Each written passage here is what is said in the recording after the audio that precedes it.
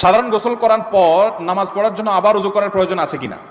অনেক লোক আছে দেখবেন গোসল করার পর আবার নতুন করে উজু করে, আছে না নাই? গোসল শেষ, উনি আবার বিসমিল্লাহ পড়ে উজু শুরু করছে। এটা একটা নিষ্প্রয়োজনীয় কাজ, কোনো দরকারি কাজ না, বেদরকারি কাজ। আপনি যদি সুন্নাহ সম্মত গোসল করেন তাহলে গোসলের সাথে বাই ডিফল্ট উজু অটোমেটিক হয়ে যায়, আলাদা করে উজু করার আর দরকার। সুন্নাহ সম্মত গোসল কোনটা? আপনি গোসলের জন্য যখন ওয়াশরুমে ঢুকলেন, প্রথম কাজ হবে শরীরে বা কাপড়ে কোনো জায়গায় নাপাক থাকলে সেই নাপাকটাকে ডলে আগে ধুয়ে ফেলান। ভালো করে ডলে পরিষ্কার করে ফেলছেন, আলহামদুলিল্লাহ, প্রথম কাজ শেষ। এরপর দ্বিতীয় কাজ কি? এবার দুই হাতের কবজি ভালো করে ধুয়ে কুলি করেন, নাকে পানি দেন, মুখ ধোন 3 বার, হাতের কনুই পর্যন্ত 3 বার ধোন, দুনো হাত, মাথা মাসা করেন। ওযুর সব কাজগুলো শেষ, শুধু একটা বাকি আছে, পা ধোয়া।